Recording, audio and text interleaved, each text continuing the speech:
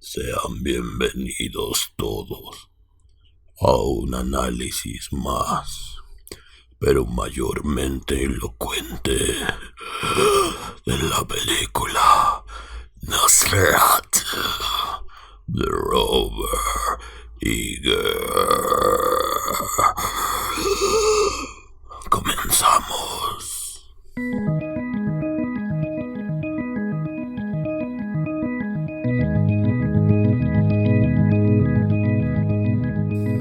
¿Qué tal, amigos? ¿Cómo escucharon la voz de Nosferatu? Me sale muy bien, ¿verdad? Increíble.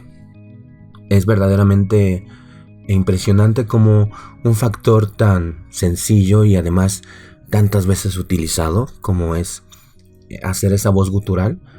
Nunca lo había percibido yo tan elocuente, o sea, tan bien hecho y tan convincente, o sea, que funcionara en la película. Y pues bien, ha llegado el momento de hablar de la película de Nosferatu de Robert Eggers, con spoilers, por supuesto, y un análisis un poquito más profundo, pero que algunas personas, yo he escuchado a algunos críticos que logran como tocar este análisis, pero realmente no saben muy bien de lo que están hablando. Pero, como yo sí tengo ese libro de magia que sale en Nosferatu, pues vamos a hablar de todas esas cosas interesantes, ¿no? Me gustaría empezar un poquito sobre el concepto artístico, visual y técnico de la película, desde mi punto de vista y desde la opinión de un observador nada más. Ah, mira, aquí me está saludando Thorin, escudo de roble. Estamos grabando.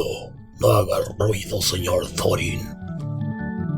Desde un punto de vista, desde un espectador más, a pesar de que tengo algunos pequeños conocimientos de alquimia y de magia, pues vamos a verlo así. ¿Por qué tanto hablamos de eso? Pues ahorita vamos a llegar a ese punto. Resulta que la película, cuando tú la ves, se siente completa. O sea, se siente que es un círculo, ¿me explico? Es como un movimiento musical. Comienza, llega a su clímax. Comienza, va al crescendo, llega al clímax y luego va en decadencia hasta que termina. Yo así la percibo, es una obra maestra. La última escena de la película es como el broche de oro. Y el inicio de la película, pues al principio no lo comprendes muy bien, pero ya después te das cuenta del significado tan importante para la trama, ¿no? Y creo que la película se siente redonda, o sea, se siente como una obra maestra. Y sí lo es, la verdad creo que sí lo es. La música es muy bonita, tiene música orquestal. Tiene música, yo creo que un tanto barroca. Se parece un poquito a Jan Tiersen. Tiene movimientos con cuerdas que te ayudan mucho a crear la atmósfera. Yo noté algunos sonidos raros de instrumentos que yo desconozco. Después estuve viendo que utilizaron instrumentos de la era medieval que se empleaban en esa parte del mundo. Que era como, ¿cómo les explico? Como un tendedero con rocas, con losas. Como si fuera un xilófono, pero lo golpeaban. Sí se escucha, realmente sí se escucha. Pero es tan bonita la película y fue tan cuidadoso Robert Eggers que hay momentos que los mismos sonidos ambientales forman parte de ese caudal tormentoso que va llevando la cinta. Por ejemplo, en la parte final, pues ustedes saben el final de Nosferatu, ¿no? Entonces, en la parte final ya muy dramática, hay un punto en que la música se hace como un silencio y al final se escuchan, al fondo se escuchan las campanas de una iglesia, pero pareciese que forma parte de la misma melodía. Entonces la música va así con unas cuerdas bien padres, bien dramáticas, y de repente se acaba y suena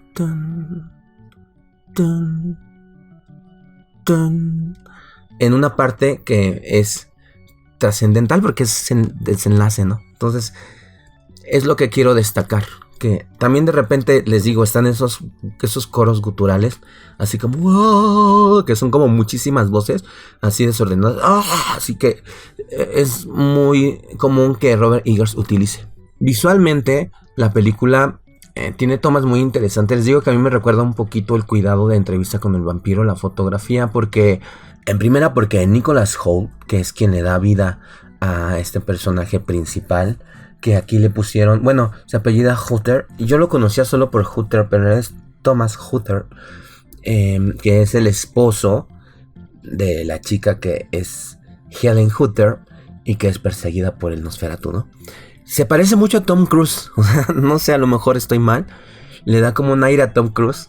Y además, pues al estar hablando de una época del siglo XIX, que también vemos en la entrevista con el vampiro, vemos los grandes vestidos ostentosos, los interiores iluminados por velas, las grandes casas. Entonces yo creo que al final sí se parece, o sea, realmente tiene como algunos destellos y eso me parece muy interesante.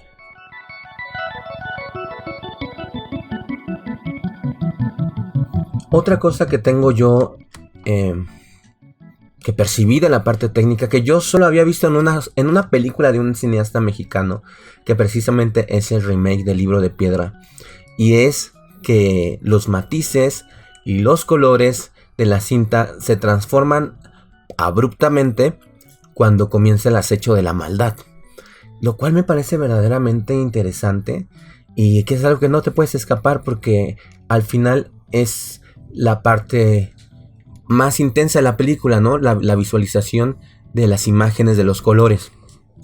Es decir, yo cuando había visto como trailers o la otra vez que solo vi pequeñas partes, dije, es que es muy monótona porque es muy gris, es muy metálica, es muy plata, casi está filmada en blanco y negro. Pero no, lo que pasa es que la película empieza a color, obviamente con los bemoles que tiene un país europeo, que pues llueve y siempre está nublado y se desarrolla en Alemania, entonces sí es perceptible que estás en ese lugar, pero sí hay más luz, hay más color, pero cuando empieza la influencia maligna del conde Orlok, entonces la película se empieza a transformar a ese color azulado. Se nota mucho cuando Thomas Hutter llega hacia el castillo. Yo les había dicho que esa parte que no pasa en las películas de Drácula porque no le dan importancia a ese momento cuando el comprador, que es Thomas Hutter, o en el otro que es Jonathan Harker, va hacia el castillo de Drácula o de Orlok. Hay un momento muy interesante de transición entre la ciudad y la parte como más salvaje de los Cárpatos. Yo siempre pensé, dije, este hombre va caminando en medio del bosque en la noche, ¿cómo no tiene miedo que se lo vayan a comer los lobos, no? Porque en esos entonces era muy común. Y esa parte a mí me gusta mucho porque se me hace como visualmente como una añoranza, como melancólica, muy parecida como a algunas películas de estudio Ghibli. Principalmente ahorita recuerdo El Castillo Vagabundo, cuando la protagonista se transforma por hechizo de una bruja en una anciana y tiene que ir a buscar a la ayuda de otro brujo a través de las montañas. Y entonces va con un palo y empieza a pasar bosques, empieza a pasar valles y finalmente también se desarrolla en Europa. Entonces vemos esa parte de grandes ríos, de cuevas, de montañas que se van convirtiendo en un ambiente invernal. Y es muy bonita. Y este es el punto en el de que voy a comenzar, como ustedes se dan cuenta, algunas comparaciones. Ya dije que visualmente de pronto te da como una remembranza de Entrevista con el vampiro. De repente también esos paisajes, esos momentos donde va caminando hacia el castillo o en caballo, me trae remembranza incluso hasta de estudio Ghibli. Pero por ejemplo, yo creo que la máxima comparación que vamos a estar haciendo es de la película de 1979 de Herzog, que es la que más me gusta de Nosferatu. Se llama Phantom der Nacht y es mi película preferida de Nosferatu, aunque ya estoy como en mucha duda porque esta cinta me dejó muy impresionado. Incluso terminó y yo no me podía levantar de la butaca. Es una sensación de plenitud cuando vas a ver una película completa. O sea, me refiero completa a que es una cinta del corazón del director y que la terminas de dices, es que es perfecta. Yo pienso que así fue. Es que yo ya estoy viendo algunas críticas y ahorita las voy a desmentir porque no se trata como de pelearnos o decir, ay, es que esto no me gustó a mí, a ti sí, no. Porque tiene una razón de ser, ¿no?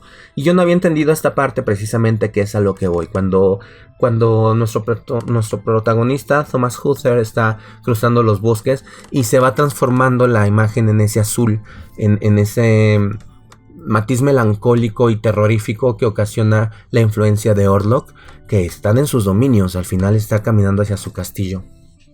Y les digo que parece una sinfonía, incluso así se llamó la primera película, Nosferatu, Sinfonía de Terror.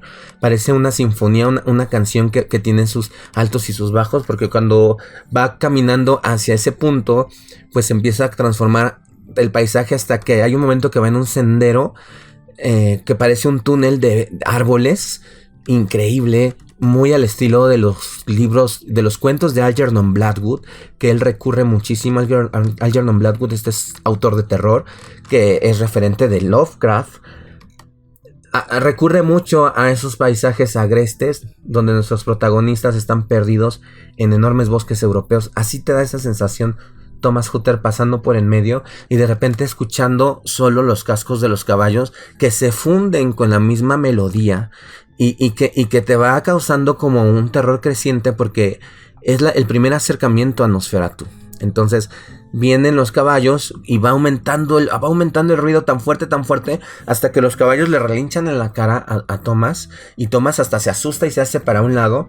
Y es un poco la magia que tiene Orlok, porque al momento de que los caballos parece que se volcaron con el carruaje, no, en realidad va volteando Jonathan y el carruaje está puesto perpendicularmente y se abre lentamente la puerta para que él suba y sea guiado hacia el castillo del conde Orlok.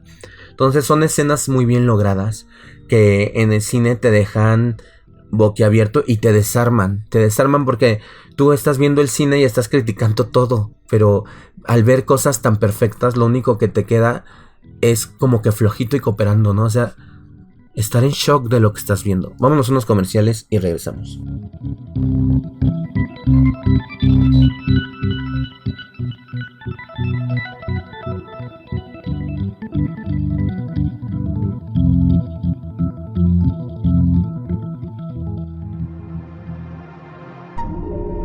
John Silence Radio.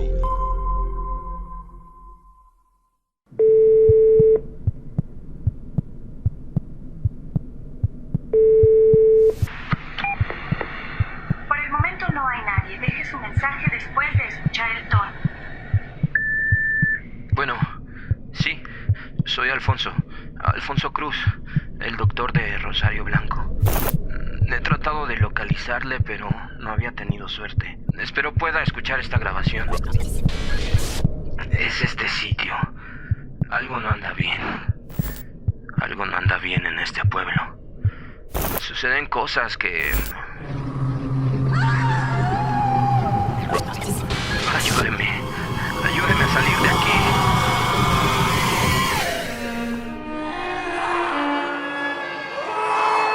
Rosario Blanco, una novela de Jonathan F. Aceves, solo por John Silence Radio.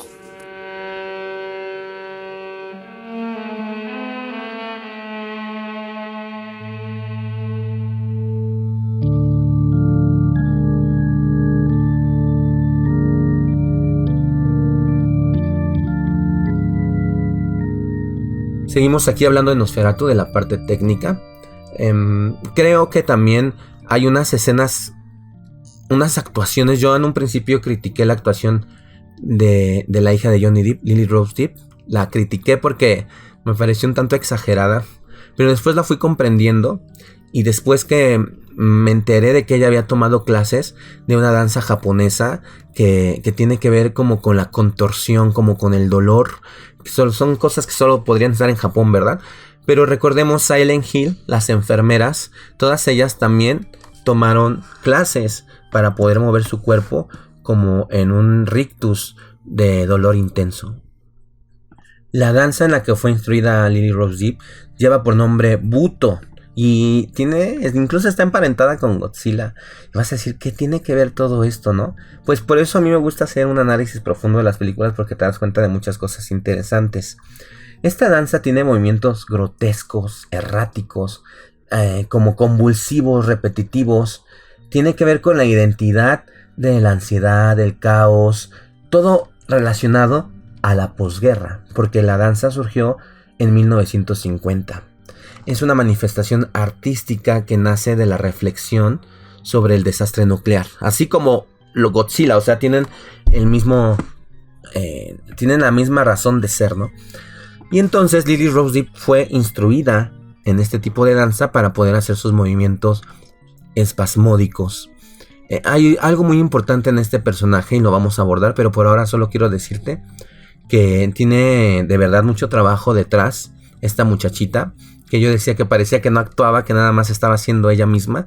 Y es que yo conozco jovencitas de su edad que hacen los mismos gestos y actúan de la misma forma. Entonces, si es una actuación, pues es excelente. Y si no, pues es parte de su identidad, ¿no? Pero esta situación de movimientos espasmódicos y terribles sí fueron muy bien trabajados, al igual que todos los demás actores. Yo no tengo queja de ninguno de los actores. De verdad, me siento muy impresionado por las actuaciones, ya comprendiendo lo que estaba ocurriendo, lo que parece ser una posesión demoníaca, pero no lo es, porque también mucha gente ha hecho críticas diciendo cómo pueden reducir la historia de Drácula a una simple posesión demoníaca, como si ignoraran que Drácula tiene esa capacidad de poder hacer como una interacción a distancia con la gente, como si fuese una posesión, pero en realidad es un acecho, ¿no? Es una infestación. Y en la parte técnica, porque quiero terminar el punto de la parte técnica, obviamente crearon muchos sets para la película. Fue filmada en sus partes reales en Praga, lo que le da el toque genuino de una ciudad antigua o del siglo XIX europea.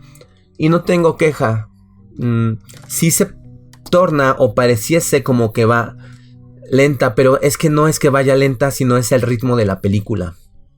Se han quejado que es carente de dinamismo, pero porque es la misma gente que va a ver las de Avengers. O sea, quieren así como esa clase de emoción, pero esta cinta no es así porque es una película de un cuento de terror gótico. Entonces no puede ser así.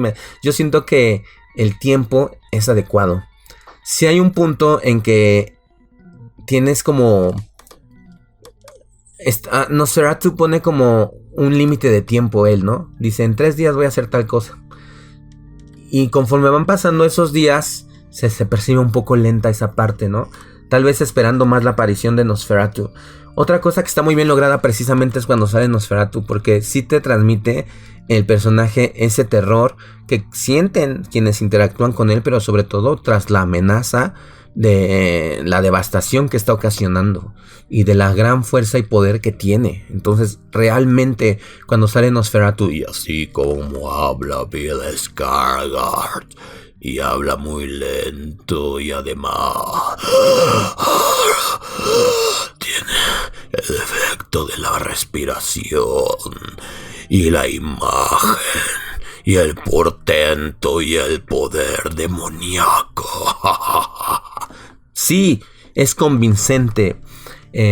Yo le comentaba a Topo, le digo, es que a mí no me gusta que digan que Bill Skarsgård actúa bien cuando nunca actúa. Lo único que hace es ponerse un disfraz súper intenso como Pennywise o como Nosferatu, y entonces detrás de ese disfraz pues hace cualquier actuación que parece increíble porque trae 1000 kilos de maquillaje. Pero me dijo Topo, no, pero la voz también es parte de la actuación. Y es verdad, entonces sí se sacó un 10 porque es la primera vez que un personaje con voz gutural y así horrible realmente te ocasiona estar como nervioso. Te ocasiona esa sensación de ansiedad. Entonces sí, cada que sale Nosferatu es una cosa horrible, o sea, sí da miedo. Y además la película tiene una carga espiritual muy profunda. Y ahorita vamos a ese punto. Entonces en la parte técnica yo creo que está bien. Podría parecer lenta, pero yo siento que es perfecta por la historia como está siendo contada, ¿no? Pero vamos a la siguiente parte, que es la que me interesa también. Y es el cambio radical sobre los orígenes y la relación al guión y la relación a la historia en sí de la cinta. La cinta original pues nos habla del conde Orlok que quiere comprar un castillo, y cuando llega el de vendedor de bienes raíces, que es Thomas Hutter, están en la parte de Alemania, tienen que viajar a los Cárpatos. Él deja encargado a su esposa con sus amigos, y cuando llega Hutter, el vampiro, el conde Orlok, ve una fotografía de su esposa y como que se encandila con ella y dice, pues vamos a ser vecinos. Pues casi piensa, pues se la voy a bajar, ¿no? En esta historia es diferente, y lo cual me parece muy interesante y además muy bien pensado, muy bien pensado.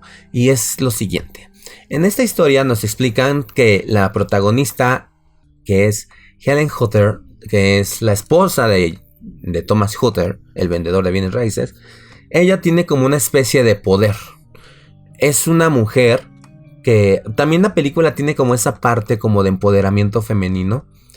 Pero no quiero que se marque tanto porque estamos como traumados por películas que por tratar de imponer la cuestión de género, la cuestión de feminismo, como que trastornan las historias y entonces ya no nos gustan. No se trata de eso, pero sí se nota en parte que es una mujer incomprendida en esa sociedad. Y esta mujer, lo que te explican es que tiene una especie de poder. Digamos, es como muy susceptible a las energías. Podríamos considerarlo lo que la gente llama bruja. Me parece interesante porque en todas las películas de Robert Eggers aparece de pronto alguna forma energética relacionada a la brujería o algo muy extraño, a excepción del Faro. Pero en el Faro sí pasan cosas extrañas como cuestiones oníricas y energéticas raras. Pero obviamente es mucho más visual en La Bruja, que se llama La Bruja, y The Norman, donde sale incluso en The Norman, sale Björk caracterizando a una bruja vikinga. Entonces imagínense, ¿no? Y siempre le gusta a él tomar esa parte femenina que tiene como esos poderes... como esos poderes místicos, ¿no? Pues estamos hablando de una mujer que lo desconoce, porque en esa época pues no hay manera de que ella pudiera comprender lo que tenía y que entonces pudiera tener un desarrollo. Vámonos a unos comerciales. Regresamos.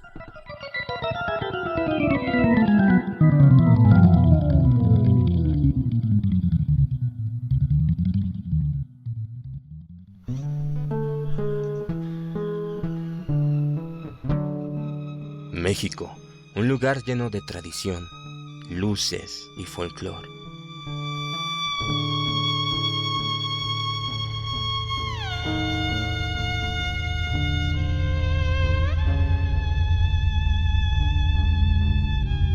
Pero no todos los lugares son tan coloridos. No todos los lugares brillan. No todos los lugares brillan. El sol no toca de la misma manera los rincones que han sido olvidados.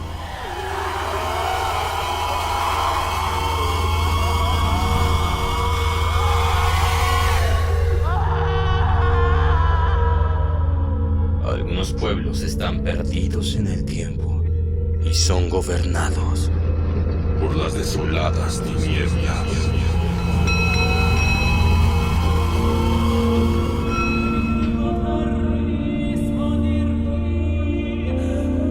Rosario Blanco, una novela de Jonathan F. Aceves, solo por John Silence Radio.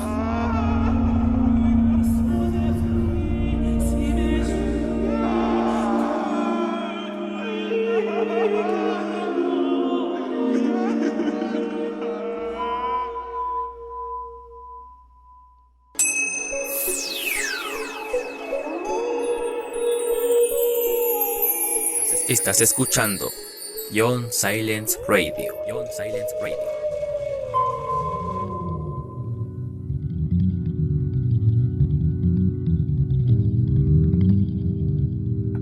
Bueno, estamos de regreso haciendo este pequeño análisis, pequeño, fuerte y poderoso análisis sobre la película de Nosferatu. Y estamos hablando sobre Ellen Hutter, y que le da un giro realmente muy fuerte a la película porque tiene poderes como que ella los desconoce.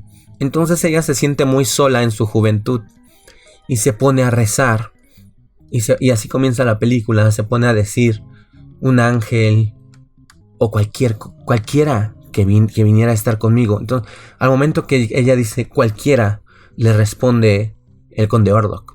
Entonces ella invoca a Orlok desde un principio, ella lo invoca y él acude a ella a través de sus poderes y a través, como nosotros sabemos que se comporta Drácula, a través de la distancia de la materialización. Él va con ella y tienen incluso como una relación emocional y psicosexual también. Y ella tiene por eso en las noches como ese sonambulismo y tiene como esos momentos en los que ella entra como en crisis y piensan que tiene epilepsia, pero en realidad es esta posesión Bueno, que yo no creo que sea una posesión, más bien como una infestación de esta criatura maligna hacia ella, porque ella tuvo el poder de contactarlo. Entonces él vivía, como yo se los comenté, en la profundidad de los bosques, ahí metido, sin importarle nada más que alimentarse y recluido en su castillo en lo más profundo de los Cárpatos, pero fue despertado por ella, que lo llamó y que él percibió el llamado y que ahora él está como obsesionado con ella, porque él mismo le dijo: tú no eres para los humanos, yo ya te había dicho, tú no eres para los humanos. Tú, y ella le dice: tú no sabes amar. Y él dice: sí, yo no sé amar, pero no voy a estar satisfecho si no estás conmigo. Porque él la percibe como algo fuera de lo común, o sea, como una mujer que tiene hasta cierta forma la peculiaridad de tener un contacto con el más allá a través de estas características que tiene en su personalidad, así como paranormales. Entonces estamos hablando como una especie de bruja en Helen Hutter. Y pues a mí me parece muy acertado que haya ocurrido así. Les voy a decir por qué. Porque tanto en la película original como en la adaptación de Herzog de los 70s, Ellen a mí me causaba como algo raro. Es un personaje caracterizado en una mujer muy blanca, con el cabello muy oscuro y lacio, y que cuando hacía sus expresiones de estar aterrorizada por la presencia de Orlok, pues daba más miedo ella, o no sé a ti si te ocurría. Pero por ejemplo, hablando del expresionismo alemán, que son películas muy basadas en la expresión de los rostros, muy exagerados, y en los contrastes en las tomas y en los colores. A pesar de ser blanco y negro, estamos hablando de los claroscuros, de las sombras. La imagen de Helen Hutter siempre me pareció muy locochona. O sea, una mujer que al espantarse daba más miedo a ella, ¿no? Porque parecía como psiquiátrica, como loca. Y sí, siempre fue una mujer muy obsesiva con su novio, con Thomas Hutter. Muy diferente a Mina Harker. A pesar de que también aquí ella tenía su propia amiga, a la cual le llamaron Ana, pero que en la película original le pusieron Mina. Acuérdense que para tratar de evadir los derechos modificaron un poco la historia, ya que Nosferatu original fue una adaptación ilegal de Drácula. Entonces la modificaron para hacerla, y Mina se volvió la amiga de Lucy se volvió la amiga de Mina, y bueno, nada más los voltearon los papeles. Pero en esta película sí, su amiga no se llama Mina y ella no se llama Lucy, más bien ella se llama Helen, que también así se llamó anteriormente, pero su amiga no se llama Lucy, su amiga se llama Anna. Porque también hay un desarrollo un poquito más profundo en estos personajes, en los amigos que se quedan a cuidarla, que es un hombre que tiene mucho poder adquisitivo, con su esposa y con dos gemelas o dos niñas que son sus hijas, ¿no? Pues completamente les digo, creo que fue muy atinado pensar que Helen Hutter pudiera tener esos poderes, porque a mí siempre me dio la impresión de ser un personaje muy extraño, muy ambiguo, que me causaba desasosiego, que me causaba miedo ver. Incluso les digo, en la película de 1979 de Herzog también ella sale haciendo esas expresiones terroríficas muy marcadas y como muy salvajes, y de pronto me imagino un poquito como a Wendy Torrance del Resplandor, así como muy exagerada, pero en realidad sí como que le crees que está teniendo una crisis nerviosa o una crisis de ansiedad. También al momento de que ella es mordida por el vampiro, ella se transforma en un color blanco como el papel. En la película de Bernard Herzog, ¿no? No es Bernard, es Herzog. Berserk. ¿Cómo? Werner Herzog. Werner Herzog. Es que, ¿qué creen? Que sí es Bernard. O sea, es Bernard en inglés, pero en alemán es Werner.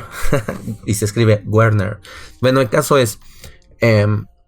yo sí percibo esa parte como terrorífica de ella, y me pareció un verdadero atino que le hayan dado ese papel de tener esos poderes como cuasi mentales, ¿no? Otra cosa que también quiero destacar es la procedencia del conde Orlok, y aquí tiene mucho que ver con los libros de magia que emplearon.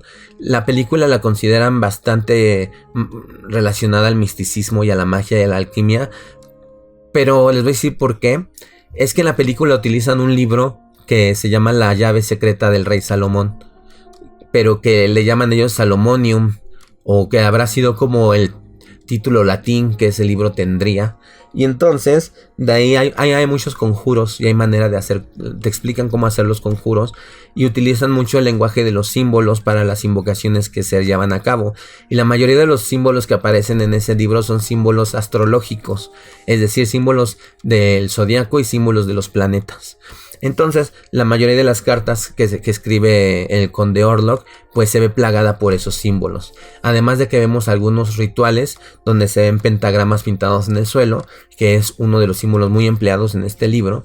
Y entonces sí, nuestro director se puso a investigar mucho sobre magia negra, sobre los principales grimorios de magia negra, entre ellas La llave pequeña del rey Salomón, que es un libro que yo tengo, que lo tengo en PDF, incluso lo tengo traducido al español, donde podemos ver toda esa clase de conjuros, que hablan de todas esas criaturas y que se emplea mucho la simbología astrológica, y por eso dicen que Nosferatu es una película que está plagada por simbología. Sí la tiene, pero tampoco así como que muy, muy compleja, como que no lo agarres, como que no la captes, como que no la entiendas, no. Es como muy superficial porque es muy difícil entender esa clase de magia y sobre todo como efectuarla en pantalla, ¿no? Pero sí vemos algunos rituales, vemos algunos personajes que llevan a cabo una especie de ritual, donde podemos ver precisamente la invocación hasta esta criatura maligna.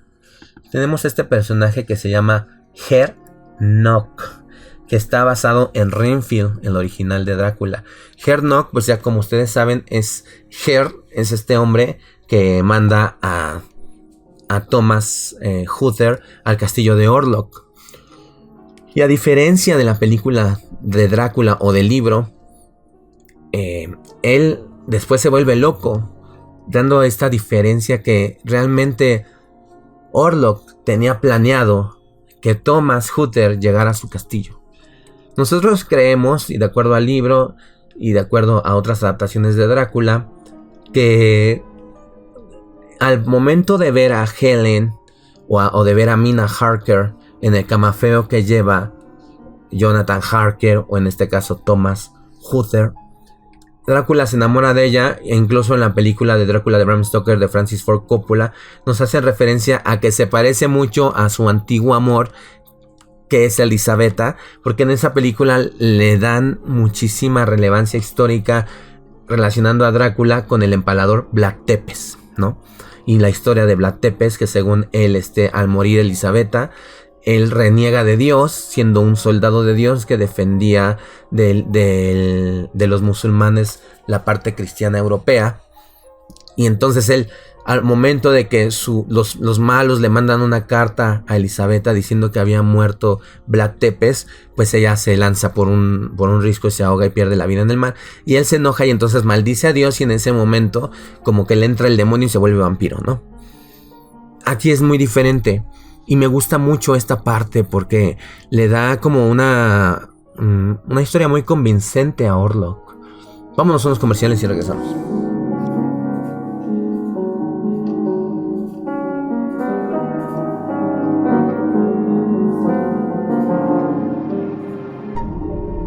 John Silence Radio.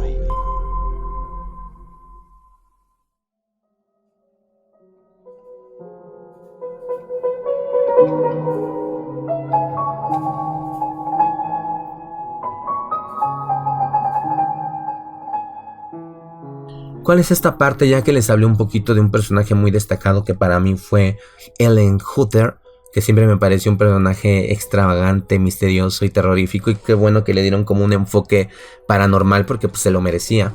Pero vamos llegando poco a poco al conde Orlok, el cual nosotros estamos acostumbrados a ver a un hombre calvo, con los dientes de conejo, y que al principio en la película original causaba un poquito más de impacto que tal vez en la de Herzog, porque en Herzog incluso pareciese débil. Es demasiado existencialista, tiene discursos en el guión que casi son monólogos que hablan sobre su propia existencia y sobre cómo concibe el mundo. Entonces me parece muy existencialista la película de Herzog, porque es un Drácula como enamorado de su decadencia, pero a la vez tratando de hacer un último esfuerzo para tratar de modernizarse y de ir al a Europa, a la ciudad de la luz, a París, o sea, conocer, salir del hoyo donde está, ¿no?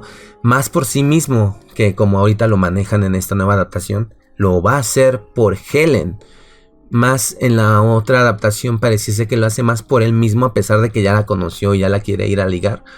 Es algo muy intrínseco dentro de ese Drácula de Herzog. Bueno, de ese Orlok, ¿no? Como la parte existencialista. Pero nosotros aquí estamos hablando del Orlok gutural y cruel y malvado. Tiene mucho que ver con la creación del personaje de Drácula. Y el trasfondo que estamos hablando del Nosferatu. Es que primero fue Nosferatu como criatura del folclore. Y ya después se inventaron a Drácula, ¿no? Pero Nosferatu como criatura del folclore es una salvaje, es una cosa salvaje. Salvajidad, iba a decir, mis palabras inventadas.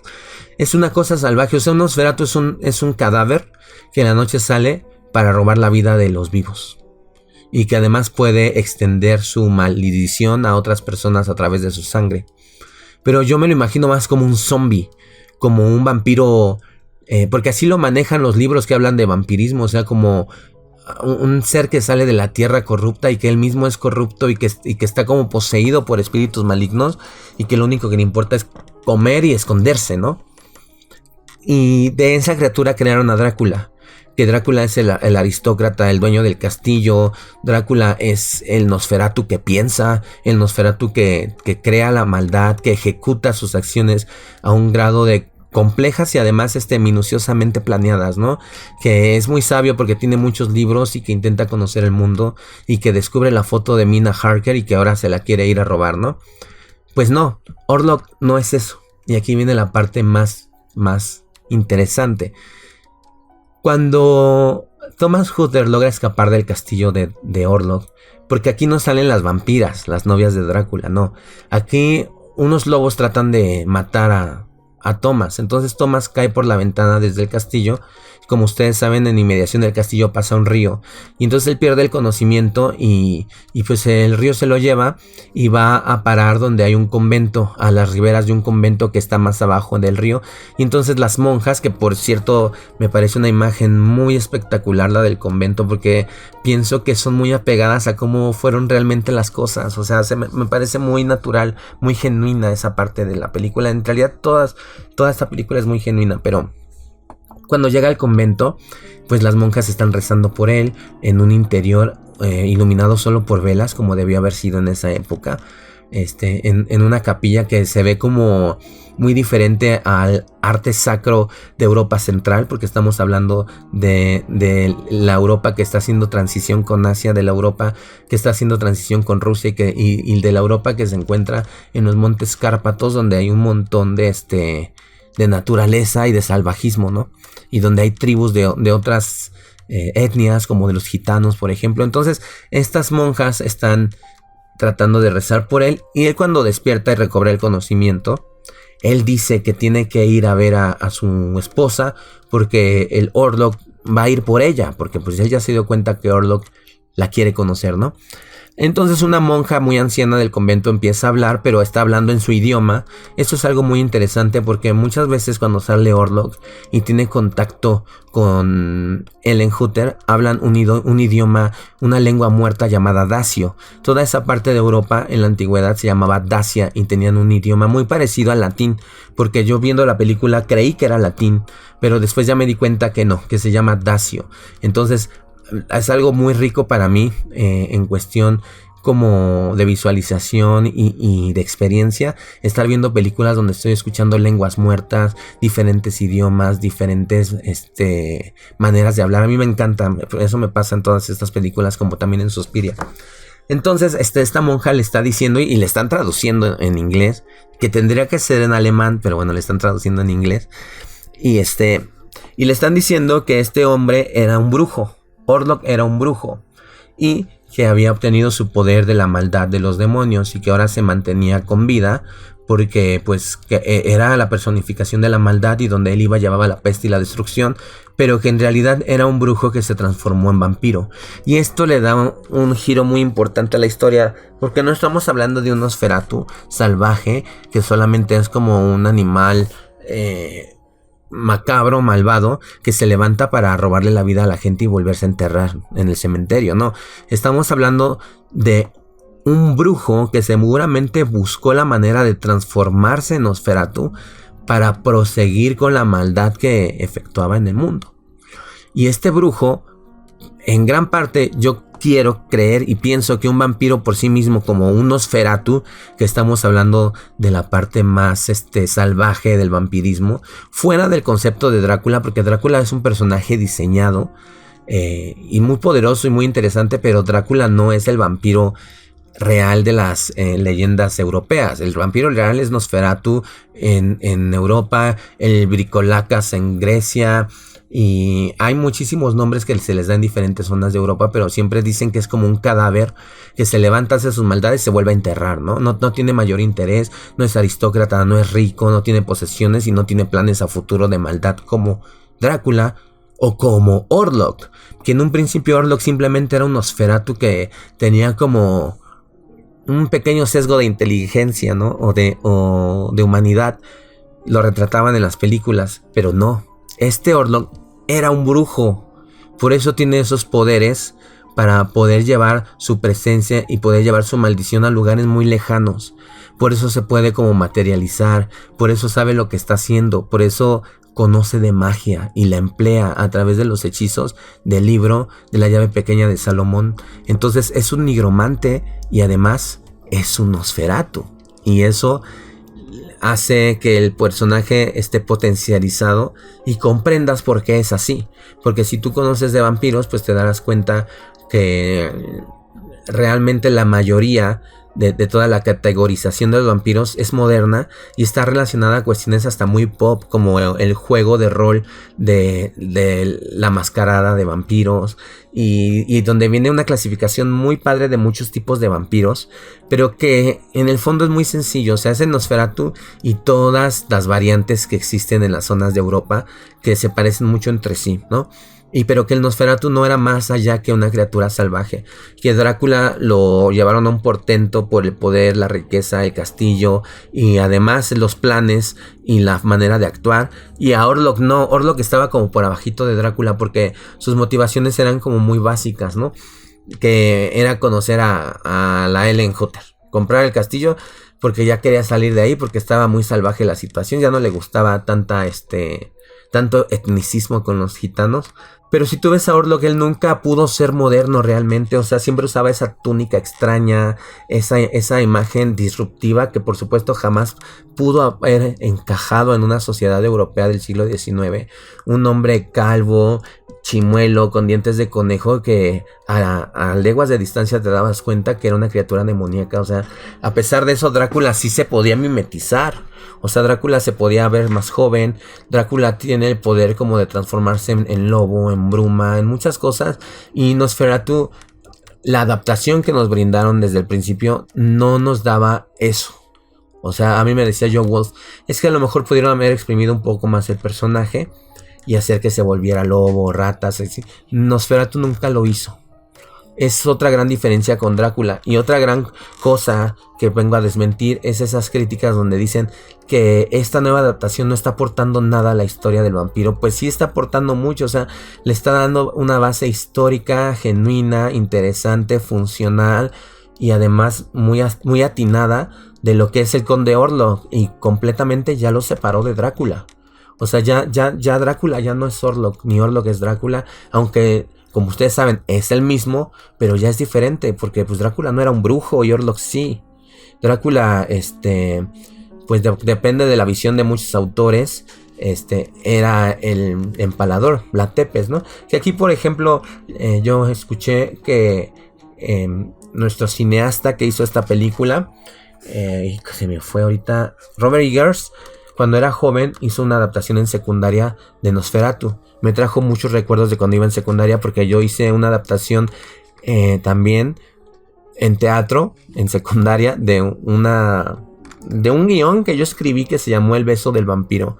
Le Bex du Vampire. Estaba disque en francés, ¿no? El título. No, sí, por ahí tengo el guión y lo debería de rescatar y lo debería de trabajar. desarrollar, hacerlo más bonito. Pero cuando yo iba en secundaria también hice una obra de vampiros porque a mí me fascinan los vampiros, ¿no? Y entonces también lo hizo Robert Eggers y se quedó muy impactado con el papel de Nosferatu y lo investigó. Y entonces yo creo que investigando llegó como que a una fotografía, bueno, a una pintura muy antigua que representa al empalador, que es Vlad Tepes. Y entonces sale un hombre con un bigote.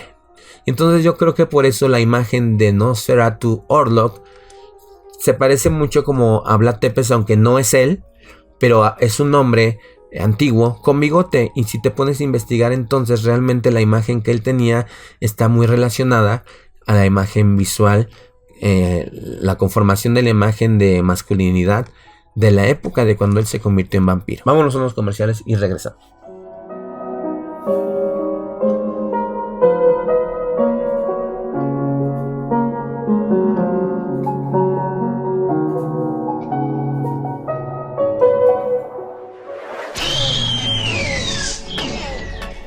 Quédate con nosotros. Esto es John Silence Radio.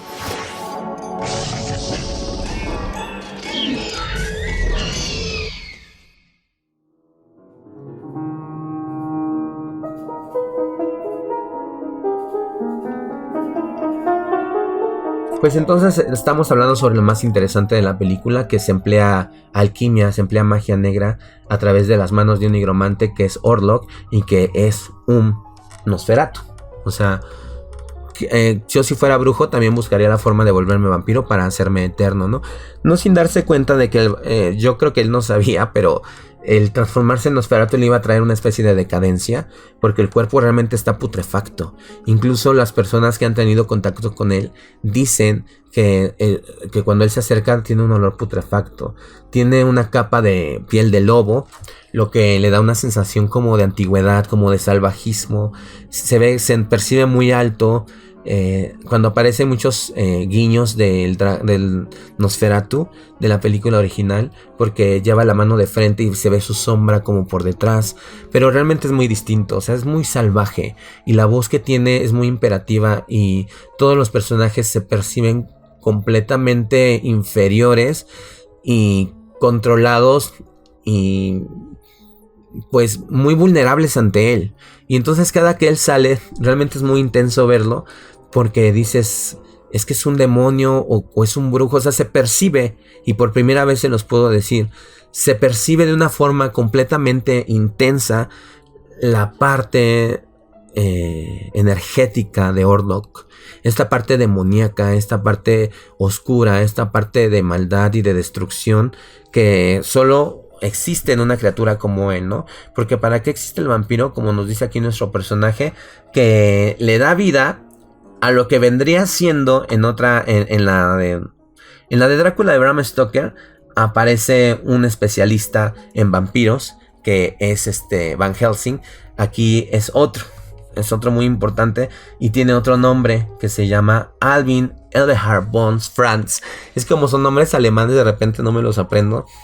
Pero él es el que representa a Van Helsing. Y a diferencia de Van Helsing, que más bien parece como un Indiana Jones ya viejito, muy poderoso en las adaptaciones de Bram Stoker, en esta vemos a una persona que sí está como rayando un poquito con la locura, pero muy, muy, muy desarrollada en el ámbito, en el ámbito de la magia, en el ámbito de lo paranormal. Y en todas estas cosas que se ve que él ha leído muchísimo, que hasta ha desarrollado una percepción extrasensorial, porque él puede casi adivinar los problemas de las personas que lo rodean. Entonces sí, también es una persona que tiene esta parte como mística, ¿no? Y muy notorio en él. Y él lo dice, que Orlok o el Nosferatu solo existe para traer la peste, la maldición, la maldad. En esta película vemos que él llega a la ciudad con unos ataúdes llenos de ratas que tienen la plaga, que tienen la peste, que tienen la peste bubónica, la peste negra que azotó a Europa tantos siglos atrás. y que yo pienso que él mismo lo diseñó, o sea, él mismo lo planeó llevar esas ratas para que llevaran la peste a la ciudad, porque él era un brujo. Entonces no creo que haya hecho que a través de la magia llegara la peste. Más bien yo creo que él lo hizo a través de llevar esas ratas contaminadas. Y que seguramente él las tenía ahí guardadas. Porque como cualquier hechicero, él tiene esa clase de pócimas y de objetos y de cosas extrañas en donde él desarrolle toda su magia, ¿no? Entonces yo pienso que sí, que las ratas y la peste que él llevó, lo llevó de una forma muy real, sabiendo lo que iba a ocasionar a la ciudad. Podemos ir como trabajando la historia hacia su final. Pero lo que yo les quiero decir es que la historia es completa, es un círculo, se percibe perfecta, de repente es muy injusta, de repente es muy cruel porque algunos personajes pierden la vida y tú no esperarías que ocurriera porque es triste, pero está dentro de todos los cánones del tipo de cine que hace este cineasta. ¿Por qué? Porque salen unos niños y son gemelos y también son muy parecidos a los que salen en La Bruja, ¿se acuerdan? Y también en La Bruja vemos que niños pierden la vida por la influencia maligna del personaje de La Bruja y desgraciadamente aquí también vemos niños que pierden la vida por la amenaza de Orlok. Él quiere llevarse a esta chica, a Ellen Hutter, pero tiene que ser porque ella misma lo acepte. Y aquí nos habla también un poquito sobre las leyendas vampíricas, que nos dicen que un vampiro no puede entrar a tu casa si tú no lo invitas. Entonces Orlok no puede llevarse a Ellen Hutter si ella no lo llama, ¿no? Porque ella ya había roto lazos con él. Entonces, pues sí, la historia de una forma sencilla podemos decir es una bruja. Es una bruja natural que no ha desarrollado sus poderes, pero que los tiene, que invocó a Orlok y que ahora Orlok planeó incluso a través de sus achichincles, de toda su servidumbre, a través de todos sus hechizos, su maldad, llamar hacia su castillo al esposo de Ellen Hutter, que es Thomas Hutter, para destruirlo y después él viajar hacia donde está ella y conocerla para sentirse satisfecho, porque además de ser un hechicero y además de ser un Nosferatu, es muy necio. Es muy necio y él dice que lo rancio de su abolengo y de su dinastía, y entonces es como un rey rancio, arcaico, podrido, pero muy imperativo. Y entonces se ve que se hace su berrinche y lo que él dice, ¿no? Entonces, pues él ya la quería conocer y movió cielo, mar y tierra, a pesar de que se puso tan en riesgo. Nosotros sabemos que al final, a pesar de que en esta película te hacen ver que están buscando muchas maneras distintas de acabar con él, erróneas, porque dicen que le van a clavar un pico de metal en el pecho, lo cual no termina con un vampiro. Tendría que ser de madera, ¿no? La estaca de madera. Pero, porque este hombre que sabe sobre alquimia y sobre todas estas cosas paranormales, no le queda muy claro cómo poder terminar con el vampiro, porque él dice que nunca se ha enfrentado a uno. Entonces imagínense, pues no le sabe muy bien cómo meter las manos y dice que le van a dar con un pico en el pecho, pues lo cual no iba a terminar con él. Pero él tiene libros de magia donde se ve y se explica que la joven que había enamorado a un Nosferatu lo logró detener a través del hechizo de ella, o sea, de pasar toda la noche con él y al otro día mantenerlo con ella hasta que salga el sol para que el sol terminara con él. Yo creo que la escena final es muy impactante, ver cómo sale el sol y esta criatura muere, el Nosferatu Orlok muere, pierde lo que parecía vida, pero que no era vida, y se ve muy, muy fuerte porque no es como en otras películas que se hace fuego inmediatamente y se hace cenizas, no, como que regresa a su naturaleza cadavérica y es como una momia, o sea, completamente su piel, su cuerpo se deshidrata y se queda así como si fuese una momia en huesos, ¿no? Algo que me parece que es un guiño de la película original es que lo primero que ocurre es que se le ponen los ojos blancos, se le vela la vista. Eso pasa en la primera película y también pasa en la siguiente adaptación.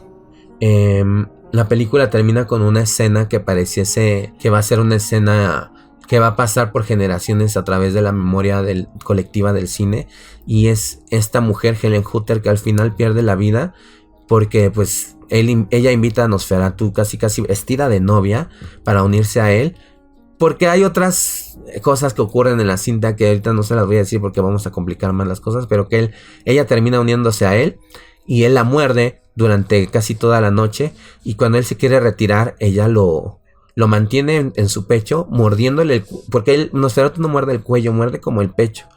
Entonces, en esta adaptación, que también es una diferencia con otras, ¿no? Y se queda ahí con ella hasta que sale el sol. O sea, él pierde la noción del tiempo y del espacio hasta que sale el sol. Algo así pudimos ver también en Misa de Medianoche, no sé si la recuerdan, esta serie de vampiros, en la cual también el vampiro se queda mordiendo a una chica hasta el momento de perder la noción del tiempo y de que comienza a salir el sol, ¿no? Esta es igual. Vemos cómo pierde la vida el conde Orlok. Y la película no se va como a un prefacio, no se va como a perder tiempo al final. O sea, la escena final es esa, como él pierde la vida y Helen también en la cama, y logra llegar Thomas Hutter, porque ellos andaban buscando al conde Orlok en un edificio donde se había escondido, pero que en realidad pues era una trampa, y no de Orlok, sino era una trampa de este hombre alquímico que les digo que es el que en la Drácula original de Van Helsing, que él ya sabía que la forma original o real o lo único que había descubierto de matarlo era que la damisela se quedara con él hasta que él perdiera la noción del tiempo, y entonces pues en ese momento llegara el día y él muriera, ¿no? Porque era la tercera noche, les digo, él llegó y la amenazó y le dijo que, porque ella lo mandó por un tubo, y él le dijo que si no lo aceptaba iban a empezar a perder la vida a sus seres queridos, y por eso su amiga y sus hijas, que son las niñas, pierden la vida a manos de él. Es una escena cruel, y está fuerte. Por ahí dicen que la película es muy sanguinaria. Yo no veo tantas escenas sanguinarias, pero como a mí me decía John Wolf, no es tanto que la cinta sea sanguinaria, sino es el contexto en el que ocurre, que por algún motivo tú ves sangre, ¿no? Porque es cuando Nosferatu realmente está robándole la vida a un personaje que logró que tú le dieras cierta importancia. Entonces dices, ah, qué crueldad, ¿no? O qué malvado, ¿no? Y al final, pues creo que es una película muy bien hecha, una obra de arte. Hasta ahorita no sé. A mí me gusta mucho Drácula de Bram Stoker de Francis Ford Coppola. Me parece también muy artística. Pero sí es una cinta más más audaz. Esta cinta te mantiene como en esa oscuridad y en ese frío que te da las imágenes. Por eso tal vez le dicen que es monótona. Pero yo lo entendí así, que mientras estuvieron bajo la influencia maligna de Orlok, todo se tornó gris, pestilente y mortuorio. Porque al momento de que Orlok pierde la vida, sale el sol. O sea, la última escena completamente es iluminada con el sol, la última escena. Y también de las primeras escenas así son, ¿no? Entonces, pues la película está podrida, o el metraje se ve gris, se ve sin color, se ve terrible, oscuro y malvado por la aparición de Orlok, ¿no?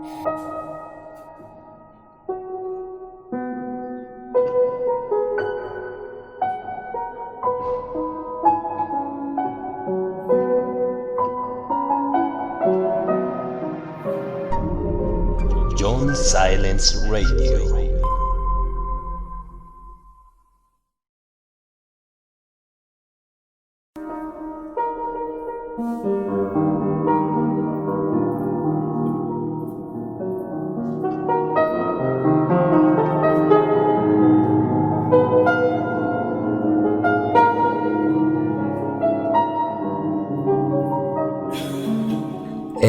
Siempre he creído, tanto en la novela de Drácula como en las adaptaciones, que fue muy fugaz el actuar de Drácula. Pienso que Drácula merecía no haber muerto y haber surgido después para ejecutar su venganza contra Jonathan Harker o contra Thomas Hutter, ¿no? Pienso que Drácula era demasiado poderoso, tanto como vampiro clásico como vampiro hechicero, que es Orlok. Y que pues fue un golpe de suerte, o más bien nuestra damisela tuvo a bien sacrificarse para terminar con la vida de él. O sea, en otras instancias podemos pensar, ni siquiera es una historia que termine feliz, porque nuestros protagonistas pierden la vida a manos de él, ¿no? Incluso en la adaptación de Herzog vemos que Drácula realmente transforma en vampiro a Jonathan. Y bueno, a Thomas Harker, ay, qué revoltura. Thomas Hutter, porque Jonathan Harker y Thomas Hutter, ¿no? Es el mismo personaje, pero son en las diversas adaptaciones. Vemos que Thomas Hutter se transforma en vampiro y que incluso toma un caballo y se va no sé a dónde, ¿no? Y se ve muy bonita esa escena porque te ponen como la música sacra de un movimiento de misa, el Agnus Dei, y se oye así la voz y se ve como él va corriendo en su caballo en un desierto donde hay una corriente de viento muy fuerte. Y va cruzando el desierto y te ponen esa música. Y es un poco disruptivo porque dices que tiene que ver esa música con que se haya salvado, transformado en vampiro, ¿no?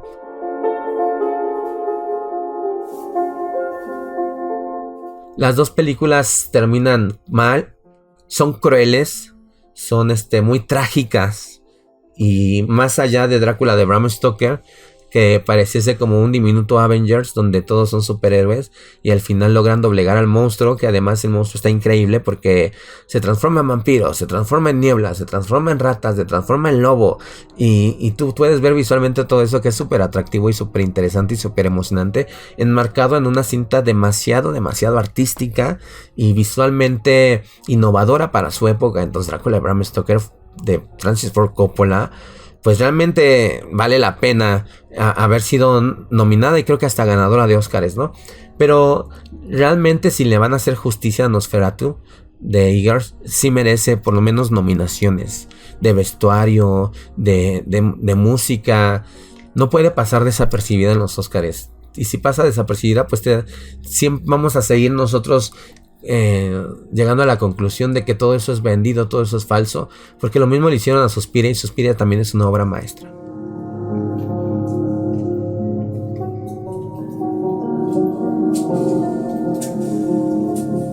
Y este fue como mi análisis sobre algunos puntos de Nosferatu. Es una película muy rica, que tiene mucha riqueza visual, simbólica, muy bien trabajada, que se percibe como una obra maestra del cine moderno y del cine gótico y que se percibe redonda, o sea, perfecta, así como cuando fui a ver El Cisne Negro, que al momento de que muere nuestra protagonista y dice, es perfecto, y se cierra el telón, dices, es que fue perfecto.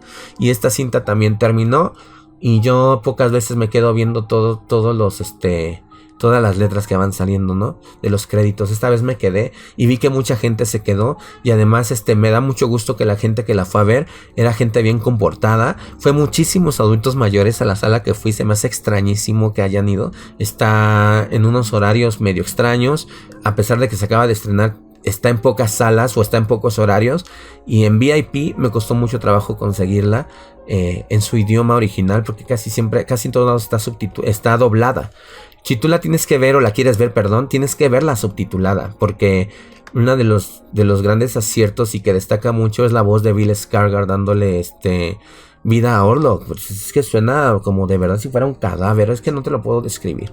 O sea, está tan bien diseñada la película que cuando sale el conde Orlok es muy fuerte, es muy perturbador porque percibes la maldad profunda y los actos de lo que va a hacer, ¿no? Entonces me gustó mucho, pienso que está muy bien hecha.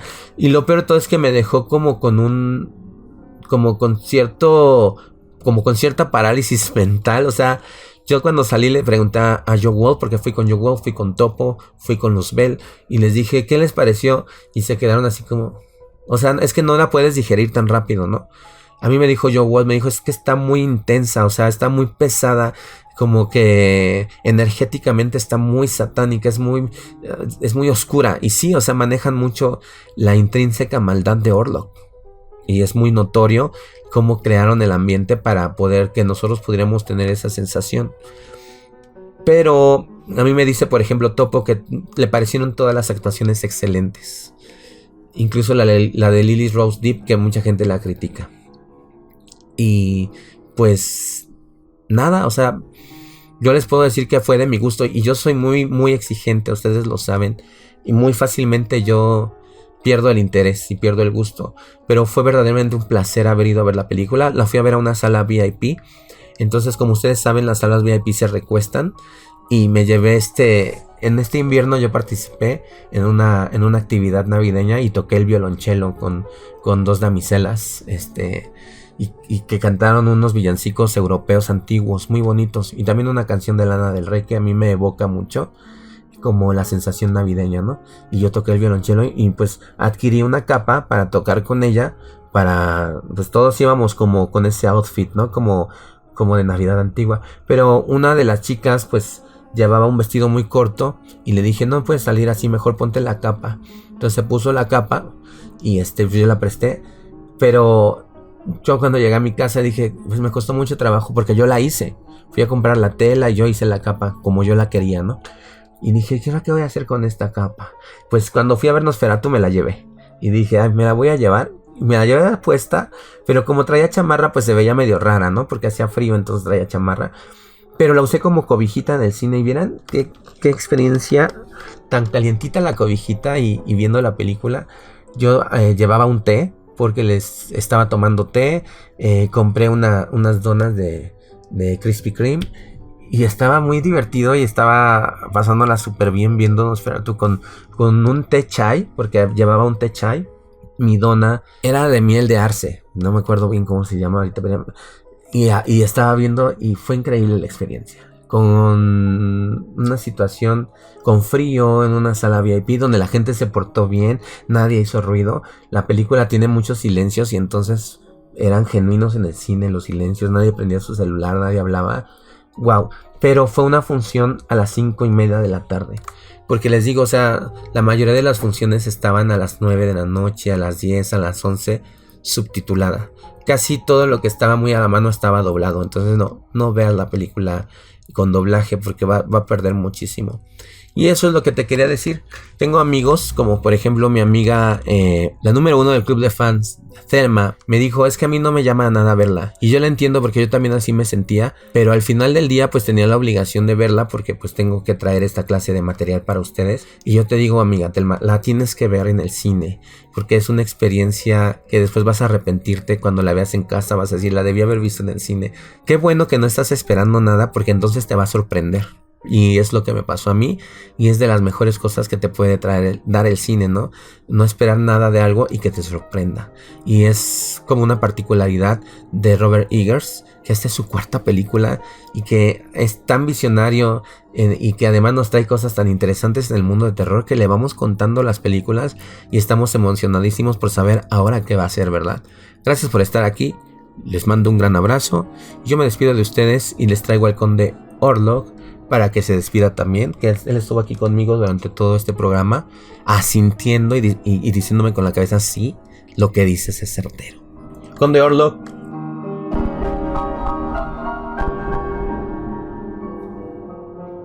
Buenas noches a todos. Gracias por estar en este programa de John Silence Radio. Recuerda, comenta, danos like y suscríbete.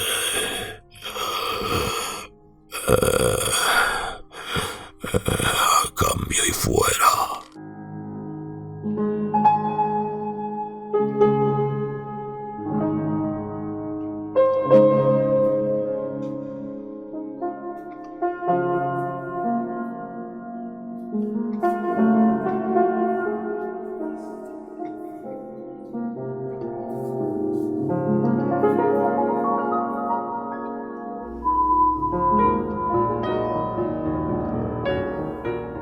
John Silence Radio. Suscríbete a nuestro canal en YouTube y forma parte de nuestro club de misterio.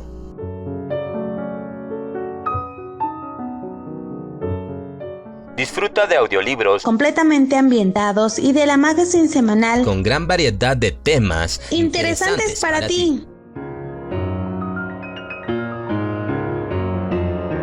Desde Norteamérica a una altura de 2.240 metros sobre el nivel del mar. 2.240 metros sobre el nivel del mar. En el Valle de Anáhuac. En la ciudad de los Palacios. La monumental Ciudad de México. Para el mundo. Para el mundo. John Silence Radio. Investigador de lo oculto. Sigue escuchándonos.